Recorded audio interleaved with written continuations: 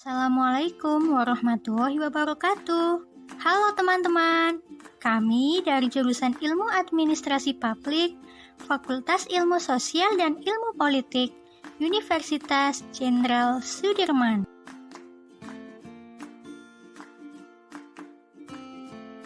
Jadi, kami akan membahas mengenai Good Local Governance dengan studi kasus kepuasan masyarakat terhadap e-service Dinas Kependudukan dan Pencatatan Sipil Kabupaten Tegal. Penasaran kan? Yuk mari simak. Sebelumnya perkenalkan anggota kelompok kami yang beranggotakan 3 orang, yaitu Risa Trijanuar Setiarti dengan NIM F1B0 19085. Kemudian Tati Hartani dengan NIM F1B0 19116 dan Ajeng Titi Nur Hikmah dengan NIM F1B0 19119. Beberapa poin yang akan kami bahas dalam video kali ini. Yang pertama, definisi Good Local Governance. Yang kedua, konsep Good Local Governance. Ketiga, prinsip-prinsip Good Local Governance. Keempat, faktor-faktor yang mempengaruhi keberhasilan Good Local Governance. Dan yang terakhir, contoh kasus Good Local Governance di daerah setempat. Lalu, apa sih yang disebut dengan Good Local Governance? Biar lebih jelas, yuk kita simak ke slide berikutnya. Berikut merupakan definisi dari Good Local Governance. Good Local Governance terdiri dari 3 suku kata, yaitu good artinya baik, local artinya daerah, dan governance artinya tata kelola pemerintahan. Jadi, bisa kita simpulkan bahwa Good Local Governance adalah tata kelola pemerintahan daerah yang baik. Kemudian, konsep Good Local Governance.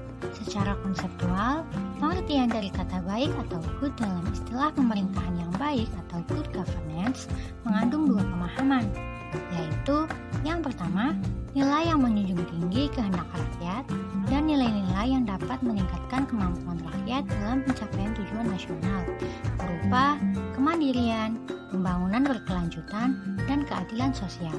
Yang kedua, aspek fungsional dari pemerintah yang efektif dan efisien dalam pelaksanaan tugasnya untuk mencapai tujuan yang telah ditetapkan. Pemerintahan yang baik atau good governance berorientasi pada 2 hal loh, yaitu yang pertama, orientasi ideal negara yang diarahkan pada pencapaian tujuan nasional. Artinya, negara haruslah mencapai tujuan nasional, di mana hal tersebut merupakan upaya memenuhi kewajiban negara atas kesejahteraan yang semestinya diperoleh oleh rakyat, seperti pelayanan kesehatan, pendidikan, keamanan, pengentasan kemiskinan, kesetaraan, dan sebagainya. Yang kedua, pemerintahan yang berfungsi secara ideal, yaitu secara efektif dan efisien melakukan upaya pencapaian tujuan nasional. Dalam upaya pencapaian tujuan nasional, pemerintahan yang baik sudah semestinya mampu mengelola sumber daya yang dimiliki seefektif dan seefisien mungkin, agar dengan sumber daya yang terbatas tersebut dapat memberikan hasil yang sesuai dengan tujuan nasional yang telah ditetapkan. Merupakan prinsip-prinsip Good Local Governance. Yang pertama, partisipasi masyarakat, yaitu semua warga masyarakat mempunyai suara dalam pengambilan keputusan, baik secara langsung maupun melalui lembaga-lembaga perwakilan yang sah. Yang kedua, tegaknya supremasi hukum, yaitu partisipasi masyarakat dalam proses politik dan perumusan kebijakan publik memerlukan sistem dan aturan-aturan hukum yang jelas, tegas, tertib, dan adil.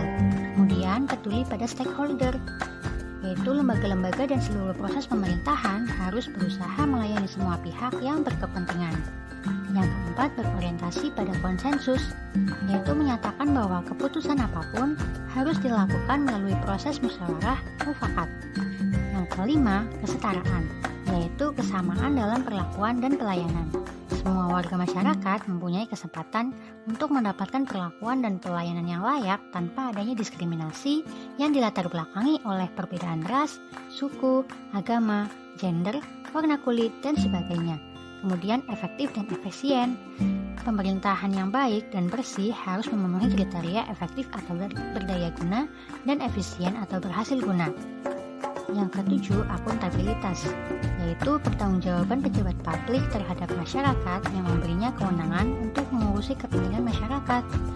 Yang kedelapan, visi strategis, yaitu pemerintah yang baik semestinya memiliki pandangan-pandangan strategis untuk menghadapi masa yang akan datang.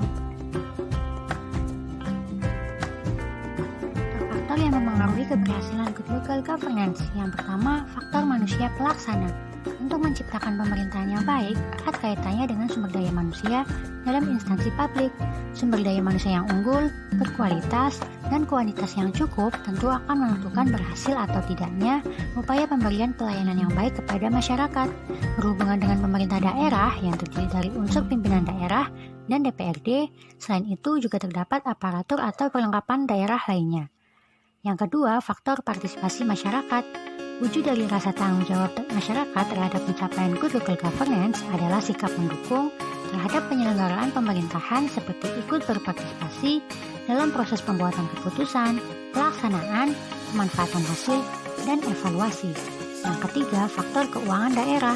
Untuk mengetahui secara nyata kemampuan suatu daerah dalam mengatur dan mengurus rumah tangganya adalah kemampuan self-supporting dalam keuangan. Oleh karena itu, faktor keuangan merupakan faktor esensial dalam mengukur tingkat pencapaian good local governance di daerah. Yang keempat, faktor peralatan. Peralatan adalah suatu alat atau benda yang digunakan untuk mempermudah pekerjaan dan aktivitas pemerintah dalam upaya terwujudnya good local governance. Yang kelima, faktor organisasi dan manajemen. Agar good local governance pada suatu daerah dapat terwujud, maka diperlukan adanya organisasi dan manajemen yang baik. Dalam hal ini, organisasi dan manajemen harus dapat menjalankan fungsinya dengan baik sehingga dapat tercapai tujuan organisasi.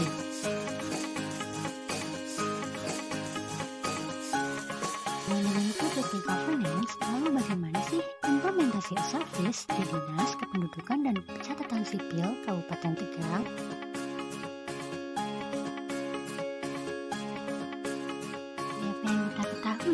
Dinas Kependudukan dan Pencatatan Sipil merupakan unsur pelaksana pemerintah daerah di bidang kependudukan dan pencatatan sipil yang dipimpin oleh kepala dinas dan kependudukan di bawah dan bertanggung jawab kepada bupati melalui sekretaris daerah. Berikut merupakan potret service Dinas Kependudukan dan Pencatatan Sipil Kabupaten Tegal.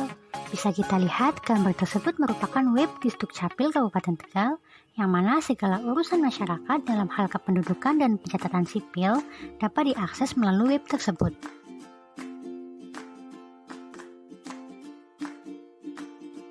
Urusan yang dimaksud yaitu urusan pembuatan kartu keluarga, kartu tanda penduduk, kartu identitas anak, akta kelahiran, akta kematian, akta perkawinan, akta perceraian, bahkan pengambilan nomor urut antrean pelayanan di lapangan juga dapat diakses melalui web tersebut loh.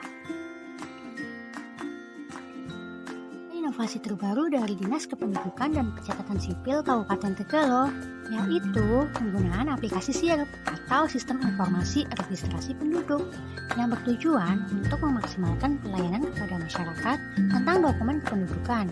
Kemudian, memudahkan pelaporan perangkat desa atau kelurahan ataupun kecamatan dalam memberikan informasi terkait kependudukan dan catatan sipil. Kemudian, terciptanya informasi atau data yang terbaru, terintegrasi, dan akurat. Bagaimana sih kepuasan masyarakat terhadap e-service Dinas Kependudukan dan Pencatatan Sipil Kabupaten Tegal? Dinas Kependudukan dan Pencatatan Sipil Kabupaten Tegal telah berupaya meningkatkan kualitas pelayanan offline maupun online. Terlebih di masa pandemi ini, pelayanan online menjadi rujukan terbaik bagi masyarakat untuk tetap mendapatkan pelayanan dan mematuhi protokol kesehatan. Dan dengan harapan, masyarakat tetap merasakan kepuasan atas pelayanan yang didapatkan. Kepuasan masyarakat itu sendiri akan menunjukkan value di mana suatu instansi dapat dikatakan baik atau tidak baik. Berdasarkan data yang kami peroleh mengenai kepuasan masyarakat terhadap pelayanan Dinas Kependudukan dan Pencatatan Sipil Kabupaten Tegal diperoleh angka indeks sebesar 76,91 yang berada pada interval konversi IKM 76,61 sampai dengan 88,30 di mana dalam kategori B atau baik. Kepuasan masyarakat dalam kategori baik menunjukkan bahwa pelayanan Dinas Kependudukan dan Pencatatan Sipil Kabupaten Tegal juga dapat dikatakan sudah cukup baik. Kalau saya pribadi lebih baik yang langsung, karena saya nggak punya HP. Jadi kalau langsung kan enak, biar nunggu lama. Kalau online kan kita nggak ngerti, cuman dikasih beginian suruh ya. Aturan saya nggak bolak-balik kan, ini dikasih beginian suruh daftar online. Iya. Jadi akhirnya ya mungkin mengharuskan online. Iya. Kalau saya punya HP sih mungkin ya lebih cepat gitu ya, Pak. Karena saya nggak punya HP ya. Efektifnya sih online. Bagusnya karena nggak ngantri terlalu banyak. Biasanya kalau seumpama nomornya pakai manual, itu kan kita ngantri dari subuh. Terus baru ngambil nomornya, itu pun ngantrinya lama panjang. Agak yang nggak ngerti, yang mungkin agak kurang tahu di ini elektronik, bingung kali ya, harus banyak tanya mungkin. Mungkin kuotanya ya, iya kendalanya terlalu lama, kayak Lola gitu ya. Terus nomor tanggalnya juga bikin bingung. Lama aja sih. Dulu waktu sebelum online sih pernah ngurus kelahiran anak, cepet sih sebelum online 1 hari juga sudah jadi. Tapi online ini baru ngalami daftar, cuman ya belum ngerti juga sih ya. belum ngerti juga. Kayaknya baru pertama kali mau pakai online. Lama banget ya. Ini aja daftar online-nya dari tanggal berapa sampai berminggu-minggu baru bisa. Sampai bolak-balik ke sini tanya, diurus lagi tanya gitu. Ya karena mungkin nggak ngerti aja. Jadi belum pas ya. Berikutnya adalah kesimpulan. Ternyata di dalam mengakses pelayanan online, tidak semua masyarakat dapat mengaksesnya. Yang dikarenakan terdapat beberapa kendala, seperti fasilitas pribadi yang kurang mendukung, ketidakstabilan jaringan internet, ketidaktahuan prosedur pelayanan online, dan ketidaktahuan informasi pelayanan online. Masyarakat juga berasumsi bahwa kehadiran pelayanan online memberikan kemudahan dan kenyamanan bagi masyarakat. Namun, karena terdapat hambatan atau kendala tertentu, menyebabkan sebagian masyarakat merasa kurang nyaman dengan pelayanan online. Dapat dikatakan bahwa proses pengurusan dokumen pelayanan offline cukup cepat dan tepat. Untuk pelayanan online sendiri mungkin akan lebih cepat jika masyarakat memiliki fasilitas pribadi yang mendukung, jaringan internet yang stabil, mengetahui informasi dan prosedur pelayanan online.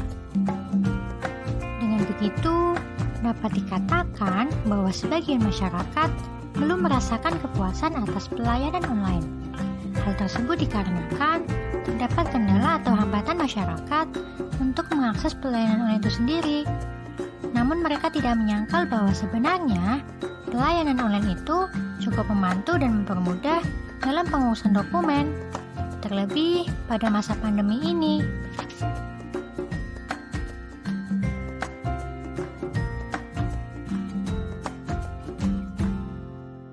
Sekian dari kelompok kami, jangan lupa like, komen, dan subscribe ya. Terima kasih. Wassalamualaikum warahmatullahi wabarakatuh.